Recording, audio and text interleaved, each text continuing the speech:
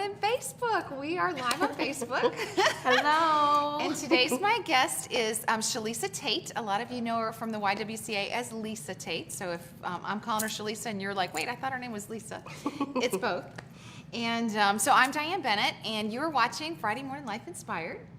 And this is a story about how God touches a life. So life was going along. There's a ... moment in everyone's life where God kind of gets your attention and says, hey, I want you, Shalisa. And then you're like, wait, what? And you start following God. And so what does an inspired life look like when you're following God? So we have had some lovely visits a little bit before, and you told me some great things. Oh, I wanted to remind you guys, so the purple ribbon on Shalisa's lapel or whatever is, October is Domestic Violence Awareness Month. And so last week you guys got to watch Christine Corosti's story. She's a survivor. And it's also Breast Cancer Awareness Month, and so we have, Shalisa's got stories about both, and the YWCA is a place where women can go when they're in danger and concerned for their lives or their children's lives or whatever. My friend Susan Tybin is your director now. And so if you guys have people that need to see this, go ahead and forward this to them so they can watch. If you know somebody that needs to go to the YWCA, let's hear Shalisa's story. So what was life? I don't know which particular trajectory change moment you want to share, because most people have more than one. Tons. Yep. So the one that you're going to share about, what's the backstory for it? Tell me a little bit about life before God got your attention. Okay, so I would say the biggest piece would be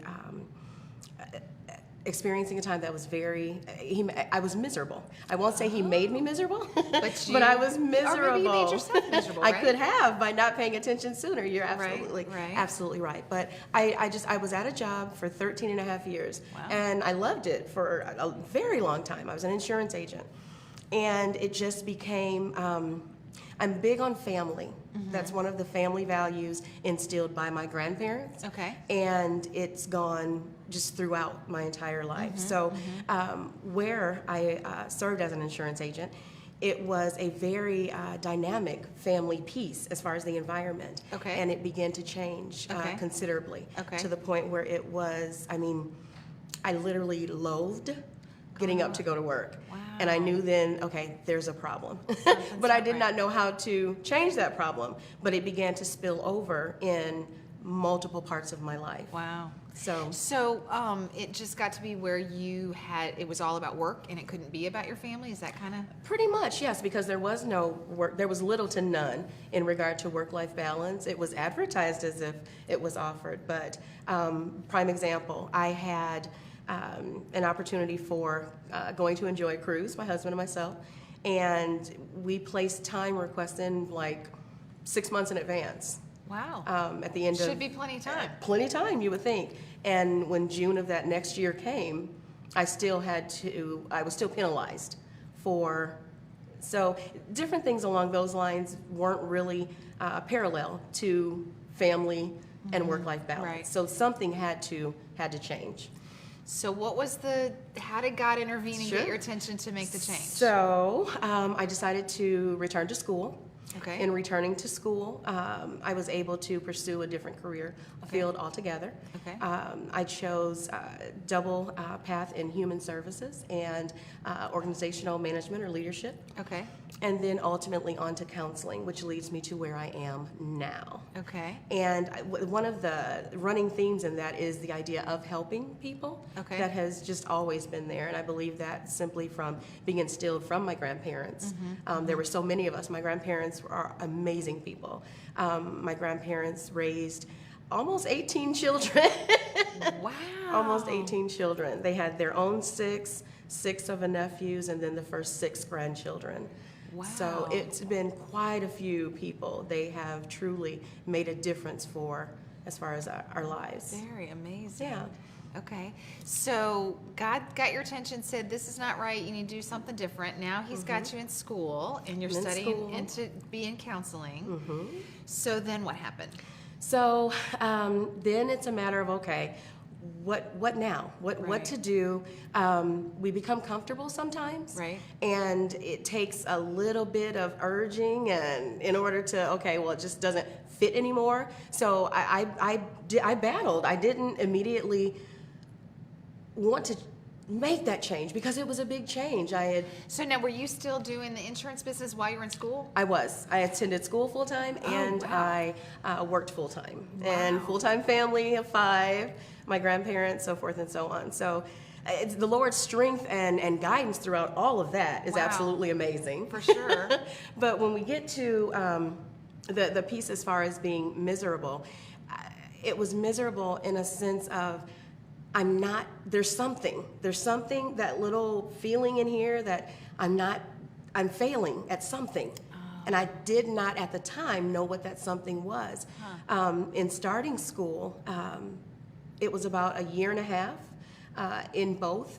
And then I realized, there's a 401k.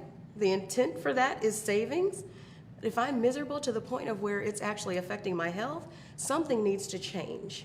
Something needs to change. I landed in the hospital in November of 2011. Wow. And I'll never forget the moment because it reached to just the point of showing the amount of, the level of misery I was at, or just level of uncomfortableness. And I remember the doctor asking various questions, and my eldest daughter sitting there in the room with me, and he's asking different questions that were regarding depression. And I'm answering the questions, and as I'm going to myself in the back of my mind, I'm like, oh my gosh, everything. But I couldn't very well say that. My daughter was there after all, really, right? Right. So, and how old was she at the time? At the time, she was, 2011, 17-ish. Okay. 17-ish. But still, yeah, mama can't be sick. Yeah, mama can't Yeah, do that. Gotta be strong for my little girl. So I finally answering his question, and that was a light bulb moment. I'm like, no, I'm not depressed. And all along, yes. Right. If not, it wouldn't have been that reaction. So some things had to change. So I love that you landed in the hospital. Uh-huh. I mean, I don't love that you landed in the hospital. But I go straight to the 23rd Psalm. Yep. Sometimes he makes me lie down in green pastures. And then there's the verse about be still and know that if you're not going to be still, I'm going to make help you you be still. Right. That's right. And that's So exactly crazy. what's Okay. so beneficial, because then from there, that strength in learning how to rest in that time is just absolutely amazing. Working, but resting, if that makes sense. Okay. And I say that only because it took a moment to, you have my attention, regrouping, where to now?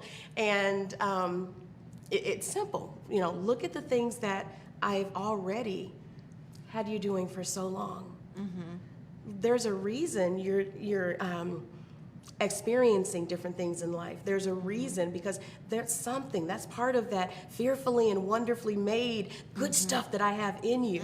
It's steering you towards what I created you for. Wow. And within the family, there are many of us, but there are truly, younger cousins, younger friends that will come to, what's Lisa got to say about it?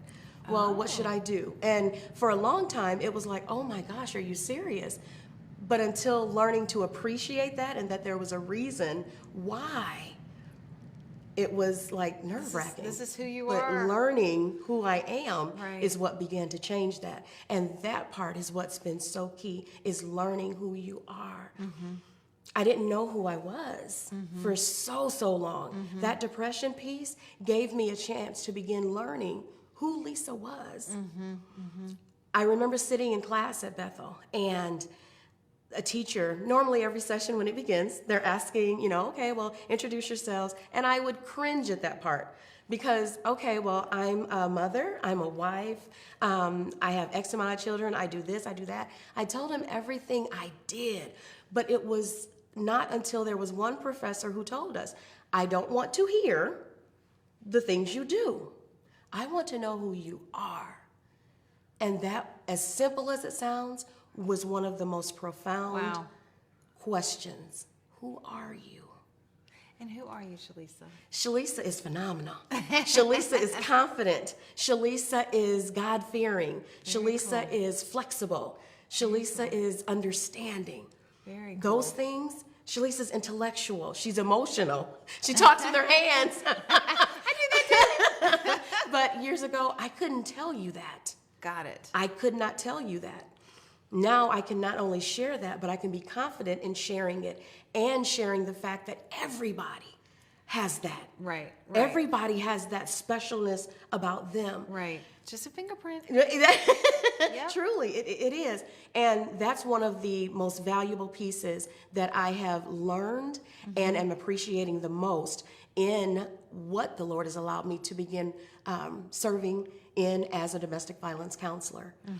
When I shared with you before how we learn from our clients. Yes. And I really don't think they always realize just how inspiring they are to us. Right. They really are. What I learned, or what I learn and continue to see, is that many people just don't know who they are. They were never taught self-awareness. We were taught to be confident, right? But being self-aware. You know, I mentioned to you that I was raised by my grandparents. Right. And they, like I mentioned, were absolutely amazing. My grandfather's been deceased now for 10 years. Okay. My grandmother, like I mentioned, is all going on 93. So just awesome. In that, though, when a child is detached from their parent, though I had wonderful nurturing, that nature from my mom was not... it was not connected. And I grew up not necessarily realizing it at the time, but I had issues with attachment disorders. You had baggage. I had tons of baggage. And that tons of baggage throughout elementary school, junior high school, it followed. I was always trying to prove myself, though I didn't realize I was trying to prove myself, because my thought was, and I love my brother dearly, my thought was, my brother's with my mom. What's wrong with me? You know, not realizing it's not that anything It's okay, was dear. wrong. It's simply the way it was designed. I needed my mother's nature, right? But my grandmother's nurture to make me who God wanted me to be, to use me in this capacity. But it wasn't until my latter 30s that I even realized that. And I owe a lot of that to the professor who would not allow us to say what we do. I want to know who you are. And that began a path of truly seeking to find, well, who am I then? You know, how do I go about realizing who I am? And then what do I do with it? Then what do I do with it? Lord, I thought I was already surrendered to you, you know, and you realize that maybe not as much as you thought. Right. So tell me, how old were you when you started to know that God loved you and wanted to walk with you daily? How old were you? I would honestly believe that was at a young age, because my grandparents did indeed raise us to be God-fearing. Okay. They raised us to be both God-fearing and God-loving. Okay. I serve in a Baptist church now, Missionary Baptist. But growing up, we were Seventh-day Adventist. Okay. And that was after my grandparents determined, you know, where we would attend church here in South Bend.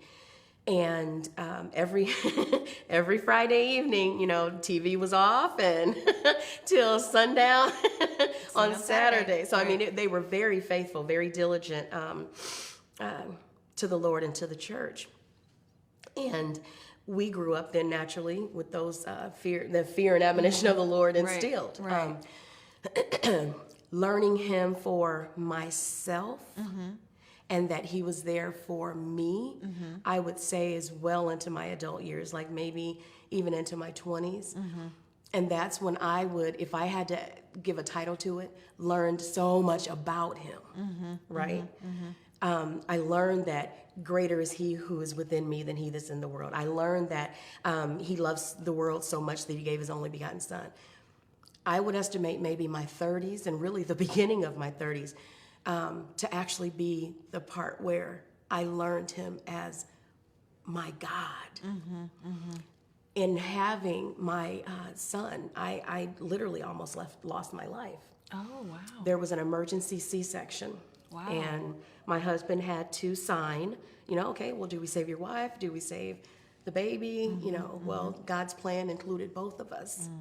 Was in the hospital for a very lengthy time. Wow. But we're here. Mm-hmm. We're here. We're fine. So in that sense, I learned him as a lifesaver. I learned him as a healer. Mm-hmm. Truly, I learned him as a provider. He provided everything I needed so that I would still be here to serve his purpose later on. Awesome. And then, so we talk about being inspired. How do you stay inspired every day? How do you stay connected to him that he inspires you daily? Sure. To me, the best thing is being in his word, spending time with him, being in his word, and a strong prayer life. Okay. And that keeps me going. I go to work day in and day out. I look forward to seeing my clients, and I genuinely believe that I'm able to do that and able to be expressive in sharing with them and encouraging them and trying to keep them inspired because I have that on the inside of me. Can't give out if you don't get your Can't- oxygen yeah, mask your on. own. Put your oxygen mask on. That's right. Absolutely. Can't. So yeah, Very that would cool. be, I would say, where it went through, and or two rather. And then in what he's doing right now, I love it also because the empowerment piece is what further comes to light in spending time with them Right. and sharing and showing who they are. You know, when we know who we are, we're able to very well design that canvas, if you will. If I know the directions to a certain place that I'm going, it's easier to follow, easier to get there. Right. You know, I Right. can't say I'm going to California and then I start driving up to Michigan. Right. I'm going to run into Michigan or Canada. Right. Exactly. So I believe that as a piece for women and men, but my passion is women, so I'll reference women. Right. In that way, it would help us tremendously. Who are you? Learn that at an early age. What's meant by, who are you? What are your preferences? What are your dislikes? What are your worldviews? What are your values? What do you want them to be? Are you well? Wellness is wholeness. Wholeness is peace. I can't be at peace if one part of me is failing. Well, what parts are there of me? I have a social part of me. I have a spiritual part of me. There is an intellectual, a vocational. It goes on and on. So when all of those parts are healthy, the whole person is healthy. Right. And I love the wealth of power that having that knowledge about ourselves gives. Very cool. Thank you for sharing Thank you. so much. Okay, so one last little thing though, Sure. volunteering. Can Yes. some of our viewers come down and volunteer at YWCA? Do you Most guys- definitely, please do. Okay. We do have an individual simply making a call or visiting our website. You're able to follow through with that piece of the information. Okay. We were very fortunate to have various volunteers. We have volunteers all the time, but even at the high school level, we had various volunteers about a week ago, and it was really, really wonderful to see that participation from the children at Marion High School. Very cool. Yeah. Thanks, Marion High Schools. Yes. So you guys, we were talking before we were live about how much it does bless you to pour into others. So if you don't have a place that you're serving, if you don't have a place that you're volunteering, and you're looking for that place, the YWCA could use you. Definitely. And like Lisa said, wow, what you think that you're giving to these people, and you get so much from it. So just really would highly recommend it. I know Shalisa would have coffee with you if you would like to do that. Message us here. Definitely. We'll get you in touch. Or if you know somebody that needs to sit on the couch and tell their story about how they're walking with God and being inspired, we would love to share their story. So thanks for watching Facebook. You guys have a great day and a great weekend. Bye-bye.